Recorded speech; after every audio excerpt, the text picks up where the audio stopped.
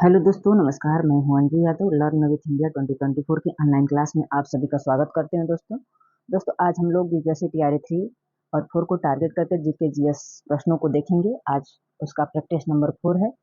ये प्रश्न एनसीईआरटी और एससीईआरटी आधारित प्रश्न है और ये प्रश्न पीआरटी, टीजीटी, पीजीटी 6 to 8 जहाँ भी जीएस के प्रश्न पूछे जाते हैं उन सभी परीक्षाओं के लिए अत्यंत महत्वपूर्ण क्लास है। और ये प्रश्न सीटेट पेपर 2 के लिए भी अत्यंत महत्वपूर्ण है, जहाँ पर एसएसटी पूछी जाती है। चलिए चलते हैं अपने मेन टॉपिक की तरफ। दोस्तों, मेन टॉपिक पर जाने से पहले यदि आप मेरे चैनल पर नए हैं तो सब्सक्राइब कर लीजिएगा। इसके साथ साथ घंटी का आइकन को दबा लीजिएगा ताकि सबसे पहले मेरा नोटिफिकेशन आपके यहाँ पहुँचे। इसके साथ साथ लाइक कर दीजिएगा ताकि हमें मोटिवेशन मिले, और शेयर करेंगे तो ज़रूरतमंदों के पास मेरी ये वीडियो पहुँचेगी। चलिए चलते हैं। आज का पहला प्रश्न है, भारतीय पुरातत्व सर्वेक्षण के पहले महानिदेशक कौन है? Alexander Cunningham, John Marshall, Dayaram Sahni. उपयुक्त में से एक से अधिक, इनमें से कोई नहीं। तो भारतीय पुरातत्व सर्वेक्षण के पहले निदेशक अलेक्जेंडर कनिंघम जी हैं। ऑप्शन नंबर ए सही होगा। भारतीय पुरातत्व सर्वेक्षण भारत में पुरातात्विक अनुसंधान, संरक्षण और सांस्कृतिक विरासत के संरक्षण के लिए जिम्मेदार एक प्रमुख संगठन है।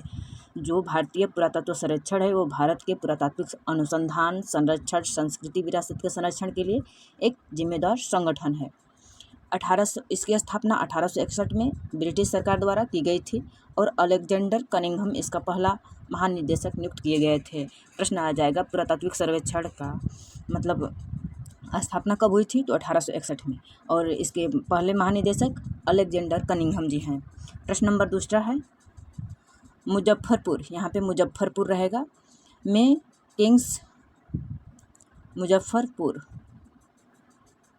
किंग्सफोर्ड की हत्या का प्रयास कब किया गया था? मुजफ्फरपुर में किंग्सफोर्ड की हत्या का प्रयास कब किया गया था? 1906 में, 1908 में, 1907 में। उपयुक्त में से एक से अधिक, इनमें से कोई नहीं। तो मुजफ्फरपुर में किंग्सफोर्ड की हत्या का प्रयास 1908 में किया गया था। ऑप्शन नंबर बी सही होगा। खुदीराम बोस और युवा भारतीय स्वतंत्रता सेनानी प्रफुल्ल चाकी कलकत्ता प्रेसिडेंटी मजिस्ट्रेट किंग्सफोर्ड की हत्या करने के लिए मुजफ्फरपुर बिहार गए थे। कौन कौन? खुदीराम बोस और युवा भारतीय स्वतंत्रता सेनानी प्रफुल्ल चाकी जी। ये कहाँ गए थे? कलकत्ता प्रेसिडेंटी मजिस्ट्रेट किंग्सफोर्ड की हत्या करने के लिए मुजफ्फरपुर बिहार गए थे। दोनों 30 अप्रैल 1908 की शाम को यूरोपीय क्लब के गेट के सामने किंग्सफोर्ड की गाड़ी का इंतजार कर रहे थे। ये खुदीराम बोस और युवा भारतीय स्वतंत्रता सेनानी प्रफुल्ल चाकी, जो कलकत्ता प्रेसिडेंटी मजिस्ट्रेट किंग्सफोर्ड की हत्या करने वाले थे, वो लोग किंग्सफोर्ड की गाड़ी का इंतजार कर रहे थे। जब एक गाड़ी गेट से बाहर निकली तो उन्होंने बम फेंक दिया और गाड़ी को उड़ा दिया। दुर्भाग्यवश वाहन में किंग्सफोर्ड नहीं थे। इसके बजाय दो निर्दोष ब्रिटिश महिलाएं थीं, श्रीमती और मिस कैनेडी। जो बैरिस्टर प्रिंस कैनेडी की पत्नी और बेटी की मौत हो गई थी। जिस बम से उड़ाए थे जिस गाड़ी को, उसमें बैरिस्टर प्रिंस कैनेडी की पत्नी और बेटी थी। क्रांतिकारी युगल भाग गए। जो खुदीराम बोस और प्रफुल्ल चाकी थे वो भाग गए। प्रफुल्ल चाकी ने समस्तीपुर रेलवे स्टेशन पर पुलिस द्वारा घेर लिए जाने पर आत्महत्या कर लिए। कौन? प्रफुल्ल चाकी ने स्वयं अपनी आत्महत्या कर लिए, जबकि बाद में खुदीराम बोस को गिरफ्तार कर लिया गया और फांसी दे दी गई। तो इस तरह प्रश्न का मुजफ्फरपुर में किंग्सफोर्ड की हत्या के लिए 1908 में प्रयास किया गया था, लेकिन वो प्रयास सफल नहीं हुआ। प्रश्न नंबर 3 है, ऑल इंडिया हरिजन संघ की स्थापना 1932 में किसने की थी? Doctor B R. अम्बेडकर ने, महात्मा गांधी ने, जगजीवन राम ने। उपयुक्त में से एक सदी, उपयुक्त में से कोई नहीं। तो ऑल इंडिया हरिजन संघ की स्थापना 1932 में महात्मा गांधी जी ने किए थे। हरिजन सेवक संघ की स्थापना 30 दिसंबर 1932 को एक अखिल भारतीय संगठन के रूप में महात्मा गांधी द्वारा की गई थी। पहले इस संगठन का नाम अस्पृश्यता निवारण संघ था। जो हरिजन सेवक संघ था, इसका पहला नाम अस्पृश्यता निवारण संघ रखा गया था, जो 13 दिसंबर 1933 को हरिजन सेवा संघ के नाम दिया गया था। इसके प्रथम अध्यक्ष प्रसिद्ध उद्योगपति यहाँ घनश्याम दास बिड़ला था तथा सचिव अमृतलाल विठल दास ठक्कर हुए। जो हरिजन सेवक संघ था, इसके प्रथम अध्यक्ष घनश्याम दास बिड़ला थे और पहला सचिव अमृतलाल विठल दास ठक्कर थे। संघ का मुख्यालय गांधी आश्रम किंग्स कैंप्स दिल्ली में है। प्रश्न नंबर 4 है, पटना कॉलेज की स्थापना कब की गई थी? 1863 में, 1865 में, 1861 में, उपरोक्त में से एक से अधिक, इनमें से कोई नहीं। तो पटना कॉलेज की स्थापना 1863 ईस्वी में की गई थी। ऑप्शन नंबर ए सही होगा। पटना कॉलेज की स्थापना 1863 में, पटना विश्वविद्यालय की स्थापना 1917 में, पटना वीमेंस कॉलेज की स्थापना 1940 में, पटना में उच्च न्यायालय की स्थापना 1916 में की गई थी। गांधी इरविन समझौता कब हुआ था? 5 मार्च 1931 को, 5 मार्च 1932 को, 5 मार्च यहाँ पे 2 हो गया है, यहाँ पे 33 होगा, 5 मार्च 1933 को, उपयुक्त में से एक से अधिक, इनमें से कोई नहीं। तो गांधी इरविन समझौता 5 मार्च 1931 को हुआ था। ऑप्शन नंबर ए सही होगा। लंदन में दूसरे गोलमेज सम्मेलन से पहले 5 मार्च 1931 को लंदन में दूसरे गोलमेज सम्मेलन से पहले वार्ता हुई थी। लंदन में दूसरे गोलमेज सम्मेलन से पहले 5 मार्च 1931 को लंदन में दूसरे गोलमेज सम्मेलन से पहले वार्ता हुई थी और लॉर्ड इरविन और महात्मा गांधी के बीच एक समझौते पर हस्ताक्षर किया गया था। इस राजनीतिक समझौते को लोकप्रिय रूप से गांधी इरविन समझौता कहा जाता है। मोहनदास करमचंद गांधी ने भारतीय राष्ट्रवादी आंदोलन के नेता के रूप में समझौता कर मोहनदास करमचंद गांधी के भारतीय राष्ट्रवादी आंदोलन के नेता के रूप में समझौते पर हस्ताक्षर किए, जबकि लॉर्ड इरविन ने भारत में ब्रिटिश वायसराय के रूप में समझौते के रूप में स्वीकार किया। जो इरविन समझौता था उसमें मोहनदास करमचंद गांधी ने भारतीय राष्ट्रीय आंदोलन के नेता के रूप में समझौता किया, जबकि लॉर्ड इरविन ने ब्रिटिश वायसराय के रूप में समझौते को स्वीकार किया।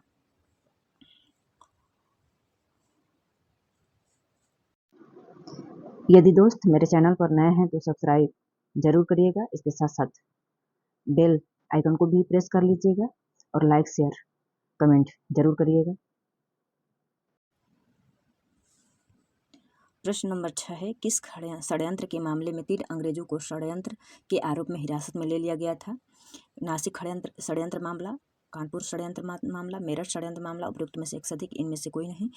तो मेरठ षड्यंत्र मामला में 3 अंग्रेजों को हिरासत में ले लिया गया था। ऑप्शन नंबर सी सही होगा।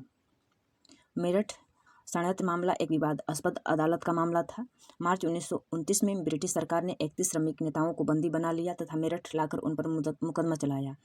इनमें 3 ब्रिटिश साम्यवादी फिलिप स्प्रेड, बैन ब्रेडल और लेस्टर हर्चिनसन भी थे। जो 3 ब्रिटिश साम्यवादी थे उसमें फिलिप स्प्रेड, बैन ब्रेडले और लेस्टर हर्चिनसन भी थे। इन 3 ब्रिटिश कम्युनिस्टों को भारत से निकासित करने का विधेयक तैयार किया गया था। इन पर आरोप लगाया गया था कि सम्राट को भारत की प्रभुसत्ता से वंचित करने का प्रयास कर रहे थे। मेरठ षड्यंत्र केस का मामला 16 जनवरी 1933 ईस्वी को सुनाया गया।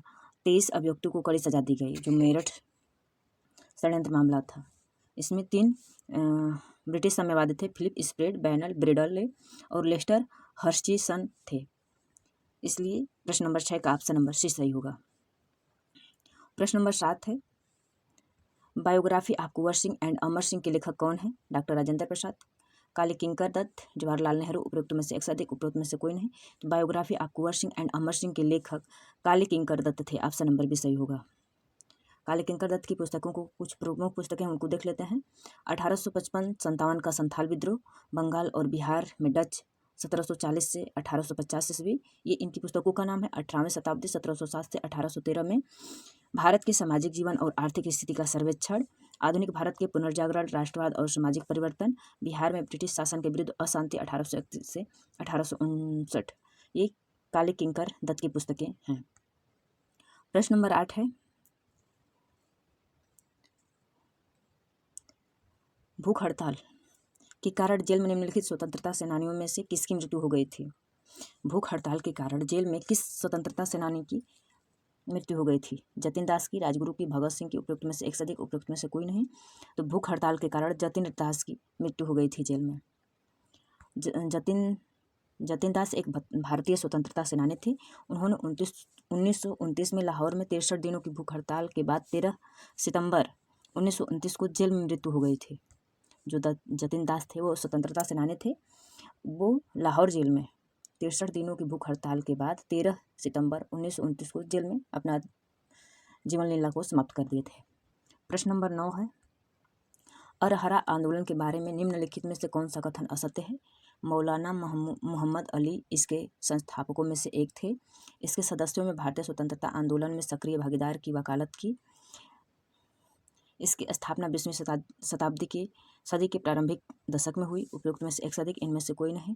तो अरहरा आंदोलन के बारे में इनमें से सभी सत्य हैं, क्योंकि यहाँ पे असत्य प्रश्न पूछा है। तो इनमें से कोई नहीं गलत है, सब स्टेटमेंट सही है। अरहरा आंदोलन के संस्थापक मौलाना मोहम्मद अली थे और इसके सदस्यों ने भारतीय स्वतंत्रता आंदोलन में सक्रिय भागीदारी वकालत की थी। इसकी स्थापना 20वीं सदी के प्रारंभिक दशक में हुई थी। आइए अरहरा आंदोलन के बारे में और कुछ जान लेते हैं। इसकी स्थापना 1910 में हुई थी। इसके संस्थापक मौलाना मोहम्मद अली और हकीम अजमल खान थे। इनके प्रमुख नेता हसन इमाम, मौलाना जफर अली खान,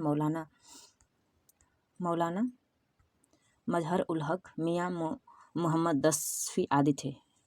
और इस आंदोलन ने राष्ट्रीय आंदोलन में सक्रिय भागीदारी की वकालत की थी। इसके नेता स्वशासन अवधारणा से प्रेरित थे और 1916 का लखनऊ समझौता, जो कि प्रांतीय विधानसभाओं में धार्मिक अल्पसंख्यकों के प्रतिनिधित्व का समर्थन करता था। आज का अंतिम प्रश्न नंबर 10 है, 1922 और 23 में मुंगेर में किसान सभा का गठन किसने किया था? 1922-23 में मुंगेर में किसान सभा का गठन किसने किया था? स्वामी सहजानंद जी ने, श्री कृष्ण सिंह ने, मोहम्मद जुबैर ने। उपरोक्त में से एक से अधिक, उपरोक्त में से कोई नहीं। तो 1922-23 में मुंगेर में किसान सभा का गठन, इसका ऑप्शन नंबर डी सही होगा। उपरोक्त में से एक से अधिक, इसकी व्याख्या को नीचे देख लेते हैं। 20वीं दशक में किसानों ने अपने को वर्गीय संगठनों तथा राजनीतिक दलों के रूप में संगठित करना प्रारंभ कर दिया था। कब? 1920 के दशक में। इसके पीछे किसानों के प्रति कांग्रेस की उदासीन नीति और साम्यवादी तथा अन्य वामपंथी दलों के किसानों की वर्गीय चेतना उत्पन्न करने के कारण किसान सभाओं का गठन हुआ। 1922-23 में मुंगेर में शाह मोहम्मद जाबिर और श्री कृष्ण सिंह द्वारा किसान सभा का गठन किया गया था। बिहार में 1922-23 में शाह मोहम्मद जाबिर और श्री कृष्ण द्वारा किसान सभा का गठन किया गया था। तो इसलिए इसका ऑप्शन नंबर बी और सी सही दोनों होगा, श्री कृष्ण सिंह और मोहम्मद जुबैर। इसलिए ऑप्शन नंबर डी सही होगा। दोस्तों आज के लिए इतना ही। पूरा वीडियो देखने के लिए धन्यवाद। जय हिंद, जय भारत। और दोस्तों मेरे वीडियो पर वीडियो के अंत में मैं बस इतना ही कहना चाहूँगी कि चैनल को सब्सक्राइब कर लीजिएगा और घंटे के आइकन को प्रेस कर लीजिएगा और इसके साथ साथ लाइक और शेयर करिएगा। और सबसे ज़रूरी बात, कमेंट जरूर करिएगा और बताइएगा कि मेरा सेशन कैसा रहा, आप लोग किस सब्जेक्ट पर और वीडियो बनवाना चाह रहे हैं। पूरा वीडियो देखने के लिए धन्यवाद।